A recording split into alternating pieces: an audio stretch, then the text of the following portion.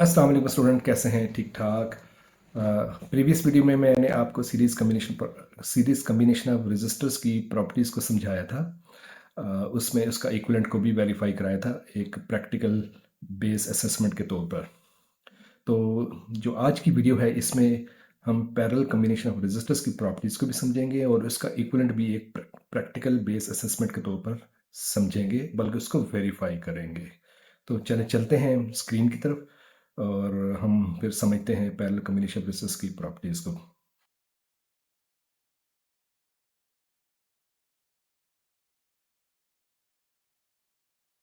Parallel combination of resistors के मतलब जो पीबी है उसको समझने से पहले हमें पैरेलल कम्बिनेशन ऑफ रेजिस्टर्स की प्रॉपर्टीज़ को समझना है। तो चलो समझते हैं पैरेलल कम्बिनेशन ऑफ रेजिस्टर्स की प्रॉपर्टीज़ क्या है। तो सबसे पहले what is parallel combination of resistors. तो पैरेलल कम्बिनेशन ऑफ रेजिस्टर्स एक ऐसा कम्बिनेशन है जिसमें दो या दो से ज़्यादा रेजिस्टर्स ऐसे कनेक्ट कर दिए जाएं कि तमाम रजिस्टर के लेफ्ट एंड्स एक पॉइंट से कनेक्ट कर दिए जाए, जैसे डायग्राम में शो हो रहा है एट पॉइंट ए कनेक्ट किया हुआ लेफ्ट एंड्स को, और तमाम रजिस्टर्स के राइट एंड्स दूसरे एक पॉइंट से कनेक्ट कर दिए जाए, जैसे डायग्राम में पॉइंट बी पे शो किया हुआ है। से आप कह सकते हैं पॉइंट बी पे राइट एंड्स को कनेक्ट कर दिया जाए। तो ऐसा combination of resistor parallel combination of resistors कहलाता है। जब इस पैरेलल कम्बिनेशन के क्रॉस बैटरी कनेक्ट करेंगे तो ये कम्बिनेशन करंट को डिफरेंट पार्ट्स में डिवाइड कर देता है। जो टोटल करंट बैटरी का आई करंट है उसको डिफरेंट पार्ट्स मिल जाते हैं। वो करंट आई डिवाइड हो जाता है डिफरेंट पार्ट्स में। जैसे कम्बिनेशन में तीन रजिस्टर लगे R1 R2 R3, इनसे तीन पाथ इस करंट को मिले तो ये करंट I1 I2 I3 इन तीनों रजिस्टर्स में डिवाइड होके फ्लो करने शुरू हो गया। हाँ, पॉइंट बी पे ये करंट रिकम्बाइन होते हैं और दोबारा से टोटल करंट आई में कन्वर्ट हो जाते हैं, जो सर्किट का टोटल करंट है। नेक्स्ट प्रॉपर्टी इस तरह है कि पोटेंशियल डिफरेंस तमाम रेजिस्टर के अक्रॉस सेम होगा। वो पोटेंशियल डिफरेंस बैटरी के वोल्टेज के इक्वल होगा। जैसे R1 के across potential difference V volt होंगे, वही जो बैटरी के वोल्टेज हैं R2 और R3 के क्रॉस भी यही वोल्टेज V होंगे जो बैटरी के वोल्टेज हैं। सो पैरेलल कम्बिनेशन में तमाम रेजिस्टर के क्रॉस सेम वोल्टेज V होंगे जो बैटरी के वोल्टेज के इक्वल होंगे। जब करंट डिवाइड हो जाता है डिफरेंट पाथ्स में, जैसे R1 R2 R3 के पास में डिफरेंट करंट्स फ्लो कर रहे हैं I1 और I2 और I3, तो ये करंट का फ्लो होना या करंट का जो मैग्नीट्यूड है वो रेजिस्टेंस की वैल्यू पे डिपेंड करता है। क्योंकि तमाम रेजिस्टर्स में तो वोल्टेज तो सेम है। अब R1 R2 R3 की वैल्यू ही डिसाइड करेगी कितना करंट इसमें फ्लो करेगा। आप ये कह सकते हैं कि इस कम्बिनेशन में जहां लार्ज रेजिस्टेंस होगी वहां स्मॉल करंट फ्लो करेगा, और जहां स्मॉल रेजिस्टेंस होगी वहां पे लार्ज करंट फ्लो करेगा उसमें से। जैसे फॉर्मूला में देख सकते हैं, करंट I1 जो है V ओवर R1 है, करंट I2 है V over R2 by formula, Ohm's law के मुताबिक ये फॉर्मूला है, और करंट I3 जो है V ओवर R3 है। इन फॉर्मूला में देखें पोटेंशियल डिफरेंस तो सेम है, क्योंकि पैरेलल कम्बिनेशन की प्रॉपर्टी है कि तमाम रेजिस्टर में सेम वैल्यू पोटेंशियल डिफरेंस होता है। पोटेंशियल डिफरेंस तो अब सेम है, तो इसका मतलब है R1 R2 R3 जब डिफरेंट होंगे तो इसमें करंट भी फिर डिफरेंट फ्लो करेगा। वही बात है कि इनमें जो एक इनवर्स रिलेशनशिप आ रहा है, जहाँ R की वैल्यू जहाँ रेजिस्टेंस की वैल्यू स्मॉल होगी वहाँ लार्ज करंट फ्लो करेगा। ये अगर R1 की वैल्यू कम्बिनेशन में सबसे स्मॉल है तो हम कह सकते हैं कि I1 की वैल्यू इस पाथ में सबसे ज़्यादा फ्लो करेगा। जो करंट बैटरी से ड्रॉ हो रहा है वही करंट डिफरेंट पार्ट्स में डिवाइड हुआ, तो हम ये कह सकते हैं कि तमाम रेजिस्टर में जो करंट फ्लो कर रहा है I1 I2 और I3 इन सब का सम ले लिया जाए तो टोटल करंट I जो बैटरी से ड्रॉ हो रहा है उसके इक्वल हो जाएगा, जिसको मैथमेटिकली हम इस तरह लिख सकते हैं I equal to I1 plus I2 plus I3, यानी कि I1 I2 I3 ये रेजिस्टर में फ्लो हो रहा है करंट जो डिवाइड हुआ बैटरी का करंट, इसी इनका सम बैटरी के करंट के इक्वल है। इक्वल रेजिस्टेंस पैरेलल कॉम्बिनेशन का इस तरह फाइंड करेंगे कि इसका जो फॉर्मूला है उस पर गौर करें कि R इक्वलेंट का रेसिप्रोकल इक्वल टू हो जाएगा reciprocal of R1 plus reciprocal of R2 plus reciprocal of R3। तो रेसिप्रोकल्स का सम लेके रेसिप्रोकल ऑफ इक्वलेंट आता है। ये इसका पैरेलल कम्बिनेशन का इक्विवेलेंट का फॉर्मूला है।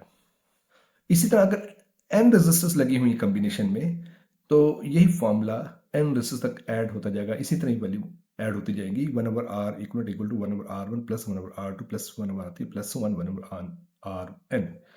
अब n रेजिस्टर्स का मतलब है कॉम्बिनेशन में कोई भी तादाद है, 5 रेजिस्टर है, 10 है, 20 है, 100 है, जो भी तादाद है उन तमाम का सम इस तरह फाइंड करेंगे, रेसिप्रोकल का सम लेके, हर एक इंडिविजुअल रेजिस्टर का रेसिप्रोकल का सम लेके, और आर इक्वलेंट का रेसिप्रोकल के इक्वल आ जाएगा। अच्छा, आर इक्वलेंट रेजिस्टेंस होता क्या है?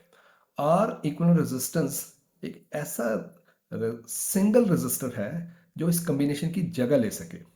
देखिए, पूरा कॉम्बिनेशन बैटरी के वोल्टेज V से करंट I ड्रा कर रहा है। अगर सिंगल रेजिस्टर सेम बैटरी के साथ सेम करंट I ड्रा करे जो पूरे कॉम्बिनेशन ने ड्रा किया है, तो ये सिंगल रेजिस्टेंस इस कॉम्बिनेशन की जगह ले सकता है, इसको रिप्लेस कर सकता है। इसलिए हम इस सिंगल रेजिस्टर को हम इक्विवेलेंट रेजिस्टेंस कहेंगे। इस फॉर्मूला की बेस पे हमारा एक बड़ा अच्छा कंक्लूजन ये निकलता है कि आर इक्विवेलेंट कॉम्बिनेशन में लगी हुई तमाम रेजिस्टर्स से स्मॉल होता है, यानी कॉम्बिनेशन में जितने भी रेजिस्टर्स लगी हुई हैं उनमें से हर एक से इसकी वैल्यू स्मॉल होती है आर इक्विवेलेंट की। जैसे for example R1 R2 R3 parallel combination में है और इनकी वैल्यूज 12 ओम 4 ओम और 6 ओम रिस्पेक्टिवली है। जब इनका हम इक्विवेलेंट रेजिस्टेंस फाइंड करेंगे यूजिंग द फार्मूला, तो जो वैल्यू फाइंड होगी वो आर इक्विवेलेंट की वो 2 ओम। अब 2 ओम जो है कॉम्बिनेशन में लगी हुई तमाम रेजिस्टर्स में से हर एक की वैल्यू से स्मॉल है। आप ये भी कह सकते हैं कि जो कॉम्बिनेशन में जो स्मॉलेस्ट रेजिस्टेंस लगी हुई है जैसे 4 ओम है, उससे भी स्मॉल है। ये प्रॉपर्टी इंपॉर्टेंट है, ये भी जहन में होनी चाहिए। अप्रेंटिस रिक्वायर्ड आज के प्रैक्टिकल के लिए जो पैरेलल कॉम्बिनेशन ऑफ रेजिस्टर की प्रॉपर्टीज को भी समझेंगे इससे, और इससे इक्विवेलेंट रेजिस्टर्स जो पैरेलल कॉम्बिनेशन है उसको वेरीफाई करेंगे। तो उसके लिए जो अप्रेंटिस रिक्वायर्ड है उसको देखते हैं। रेजिस्टर्स, इस कॉम्बिनेशन में हम दो रेजिस्टर्स यूज करेंगे और दोनों ही अननोन रेजिस्टर होंगी, और ड्यूरिंग एक्सपेरिमेंट ही इनकी वैल्यू को फाइंड किया जाएगा यूजिंग ओम्स लॉ। वोल्टमीटर के बारे में आप जानते हैं, पहले भी बताया गया है कि वोल्टमीटर का पर्पस पोटेंशियल डिफरेंस फाइंड करना होता है। तो हम पैरेलल कॉम्बिनेशन के क्रॉस इस वोल्टमीटर को भी पैरेलल में ही कनेक्ट करेंगे पूरे सर्किट के क्रॉस जो पोटेंशियल डिफरेंस फाइंड करने के लिए। एमीटर का पर्पस करंट फाइंड करना होता है, और एमीटर को हम सर्किट में सीरीज में यूज करते हैं करंट की वैल्यू फाइंड करने के लिए। ये भी याद रखना है, पॉइंट जरूरी पॉइंट होता है कि करंट फाइंड करने के लिए एमीटर को सीरीज में ही कनेक्ट करना होता है। बैटरी, बैटरी सर्किट के लिए बहुत ज़रूरी है। बैटरी सर्किट में होगी तो करंट फ्लो होगा। हम इस रेजिस्टर की प्रॉपर्टीज़ को इक्विवेलेंट को वेरीफाई कर सकते हैं। बैटरी करंट फ्लो का सोर्स है, तो बैटरी एक इंपॉर्टेंट पार्ट है हमारा इस पीबीए का। स्विच का यूज़ करेंगे सर्किट को कंप्लीट करने के लिए, सर्किट को ओपन करने के लिए। अगर स्विच ओपन है तो सर्किट इनकम्प्लीट है और इसमें करंट फ्लो नहीं करेगा, और अगर स्विच क्लोज्ड है तो सर्किट कंप्लीट हो जाएगा, तो इस सर्किट में करंट फ्लो करेगा। अब तमाम कंपोनेंट्स को कनेक्ट करने के लिए कनेक्टिंग वायर ज़रूरी है, तो इसलिए कनेक्टिंग वायर्स का भी होना हमारे पास ज़रूरी है। और connecting wires normally copper cables होती हैं, कॉपर की केबल्स होती हैं जिनके ऊपर इंसुलेशन की लेयर्स होती हैं। तो चलिए अब समझते हैं। सर्किट 1 लेते हैं जिसमें आपको नजर आ रहा है R1 R2 पैरेलल कॉम्बिनेशन में है, और इनके सीरीज पाथ में दो एमीटर्स कनेक्टेड हैं। एक एमीटर R1 के क्रॉस करंट I1 फाइंड करने के लिए यूज किया जा रहा है, और दूसरा एमीटर R2 के क्रॉस जो करंट I2 फ्लो कर रहा है वो करंट, उस करंट की वैल्यू को फाइंड करने के लिए यूज किया जा रहा है। और आप वोल्टमीटर देख सकते हैं, वोल्टमीटर कॉम्बिनेशन में पैरेलल ही कनेक्ट किया हुआ है। अभी तक स्विच ओपन है तो करंट कोई फ्लो नहीं कर रहा, इसलिए वोल्टमीटर और एमीटर में रीडिंग 0 शो हो रही है। जैसे स्विच क्लोज किया जाएगा करंट फ्लो हो जाएगा। रेजिस्टेंस R1 में करंट I1 फ्लो कर रहा है, और रेजिस्टेंस R2 में करंट I2 फ्लो कर रहा है। और एमीटर में इनकी रीडिंग्स शो हो रही हैं I1 और I2 की, और वोल्ट मीटर में पोटेंशियल डिफरेंस की रीडिंग भी शो हो रही है। वोल्ट मीटर में जो रीडिंग आ रही है वो 12 वोल्ट है, और एमीटर्स में जो रीडिंग आ रही है मिली एम्पेयर्स में है। जो रेजिस्टेंस R1 में करंट I1 फ्लो कर रहा है उसकी रीडिंग आ रही है 121 मिली एम्पेयर, और रेजिस्टेंस R2 में जो करंट I2 फ्लो कर रहा है उसकी रेजिस्टेंस आ रही है 54 मिली एम्पेयर। हमने R1 और R2 की वैल्यू फाइंड करने के लिए ओहम्स लॉ अप्लाई करना है, तो यहाँ पे वैल्यूज हम लगाएंगे सिस्टम इंटरनेशनल के अकॉर्डिंग। तो करंट को हमने कन्वर्ट करना होता है एम्पेयर्स में, तो यहाँ पर I1 की वैल्यू जो है 121 मिली एम्पेयर है, और एम्पेयर्स में कितनी हो जाएगी 0.121 एम्पेयर, और I2 की वैल्यू एम्पेयर्स में आ जाएगी 0.054 एम्पेयर।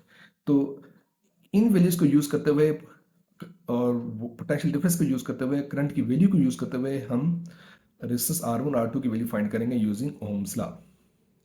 R1 का के लिए फॉर्मूला होगा V ओवर I1। V हम 12 वोल्ट यूज करेंगे, और I1 जो है 0.121 एम्पेयर यूज करेंगे, तो रेजिस्टेंस R1 आ जाएगी 99.17 ओम। और इसी तरह जब R2 के लिए फॉर्मूला यूज करेंगे V ओवर I2, तो जब वैल्यूज पुट करेंगे पोटेंशियल डिफरेंस की जगह 12 वोल्ट और करंट की जगह 0.054 एम्पेयर, तो रेजिस्टेंस R2 की वैल्यू आ जाएगी 222.2 या 222.2 ओम। अब इन दोनों वैल्यूज को यूज करते हुए हम इक्विवेलेंट रेजिस्टेंस का फॉर्मूला यूज करेंगे, जो पैरेलल कॉम्बिनेशन ऑफ रेजिस्टेंस का इक्विवेलेंट का फॉर्मूला है। उसमें जब वैल्यूज पुट करेंगे तो हमें R इक्विवेलेंट की वैल्यू फाइंड करेंगे। जैसे ये देखें, R इक्विवेलेंट का फॉर्मूला है 1 over RE equal to 1 over R1 plus 1 over R2, ये टू रेजिस्टर्स का। हाँ, टू रेजिस्टर्स का जब इस फॉर्मूले को सिंपल करेंगे तो RE बन जाता है RE equal to R1 multiplied by R2 whole over R1 plus R2। ये फॉर्मूला हम यूज कर सकते हैं जब कॉम्बिनेशन में दो ही रेजिस्टेंस लगी हों, दो ही रेजिस्टेंस हों पैरेलल कॉम्बिनेशन में, तभी हम फॉर्मूला यूज कर सकते हैं। इस फॉर्मूले में यही वैल्यूज अप्लाई करेंगे, R1 R2 की वैल्यू जो हमें आई है, तो R इक्विवेलेंट फाइंड होगा 68.57 ओम। जब R1 R2 की वैल्यू अप्लाई करके इनको सिंपल किया जाएगा तो R इक्विवेलेंट की वैल्यू आ जाएगी 68.57 ओम। और ये वैल्यू हम वेरीफाई करेंगे इस सर्किट में थोड़ा सा चेंज करके, और उससे हम जब न्यू वैल्यूज फाइंड करेंगे उससे ये R इक्विवेलेंट की वैल्यू फाइंड हो जाएगी। तो नेक्स्ट सर्किट 2 को समझते हैं। सर्किट 2 में हमने क्या किया कि R1 और R2 की में जो एमीटर कनेक्ट किए थे इनके पाथ में, इनके पाथ में उन एमीटर को हटा दिया गया है, और एमीटर को टोटल करंट फाइंड करने के लिए सीरीज में कनेक्ट किया हुआ है, और वोल्टमीटर उसी तरह पैरेलल कॉम्बिनेशन में है। अभी ये स्विच ओपन है, करंट फ्लो नहीं कर रहा है। जैसे स्विच क्लोज करेंगे तो वोल्टमीटर और एमीटर रीडिंग शो करेंगे। यहाँ वोल्टमीटर में जो रीडिंग आ रही है 12 वोल्ट, ये पूरे सर्किट क्रॉस पोटेंशियल डिफरेंस है, और एमीटर में जो रीडिंग आ रही है टोटल करंट ड्रॉ हो रहा है सर्किट का, वो आई उसकी वैल्यू आ रही है जो 175 मिली एम्पेयर है। जब इन्हीं वैल्यूज को यूज करेंगे ओम्स लॉ की मदद से रेजिस्टेंस की वैल्यू फाइंड करेंगे R equal to V over I ohm's law से। इनमें जो वैल्यू पुट की तो R की वैल्यू आ गई 68.57 ओम। ये वही वैल्यू आई है जो सर्किट 1 में R इक्विवेलेंट की वैल्यू आई है। इससे हमारा R इक्विवेलेंट वेरीफाई हो जाता है। अब ये दोनों सर्किट से जो हमारा डाटा इकट्ठा होता है या ऑब्जर्वेशंस इकट्ठी होती हैं, इनको हम टेबल में फीड करके टेबुलेट कर सकते हैं। एग्जाम में अक्सर टेबल पूछ लिया जाता है, फिल करने के लिए पूछ लिया जाता है। आपको पास रिजल्ट्स जो आते हैं उनको हमने टेबल में फिल करके और रिजल्ट को पुट करना होता है, शो करना होता है। जैसे सर्किट 1 के लिए जो टेबल है उसमें वोल्ट मीटर रीडिंग 12 वोल्ट, और एमीटर्स दो एमीटर कनेक्ट थे सर्किट 1 में। R1 के पाथ में जो एमीटर कनेक्ट था उसमें से करंट फ्लो कर रहा I1, उसकी वैल्यू 0.121 जो हमने प्रीवियस फाइंड की। इस तरह एमीटर सेकंड एमीटर से जो करंट की रीडिंग आ रही है वो 0.054 एम्पेयर है। और जब इन्हीं वैल्यूज को यूज करके R1 और R2 की वैल्यू फाइंड की तो एक R1 की वैल्यू आई 99.17 ओम, और R2 की वैल्यू 222.2 ओम। अब यही वैल्यूज आर इक्विवेलेंट के फॉर्मूले में यूज करेंगे तो 68.57 ओम। अब सर्किट 2 के लिए जो इन्फॉर्मेशन है, जो डाटा है, वो फीड करेंगे। सर्किट 2 में वोल्टमीटर रीडिंग आई थी 12 वोल्ट और एमीटर रीडिंग आई थी 0.175 एम्पेयर। तो जब इन्हीं को फिर ओम्स लॉ के अकॉर्डिंग फॉर्मूले में यूज़ किया गया तो ये वैल्यू भी 68.57 ओम आई है। इससे आप देख सकते हैं कि इक्विवेलेंट रेजिस्टेंस के फॉर्मूला से और ओम्स लॉ के रिजल्ट से भी आर की जो वैल्यू आ रही है दोनों एक जैसी आ रही है, वेरीफाई हो जाती हैं।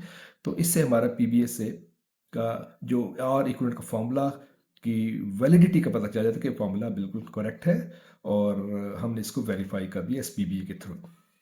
तो उम्मीद है स्टूडेंट आप सबको ये पीबीए पैरेलल कम्युनिकेशन रेसिस्टर के बारे में जो पीबीए है उसकी प्रॉपर्टीज समझ आ गई होंगी। इंशाल्लाह जल्दी नेक्स्ट वीडियो में आपके लिए नेक्स्ट पीबीए लेके आऊँगा और कोशिश करूँगा वो भी अच्छे तरीके से समझाने की कोशिश करूँगा। अब अपना बहुत ज़्यादा ख्याल रखिएगा। अल्लाह हाफिज़।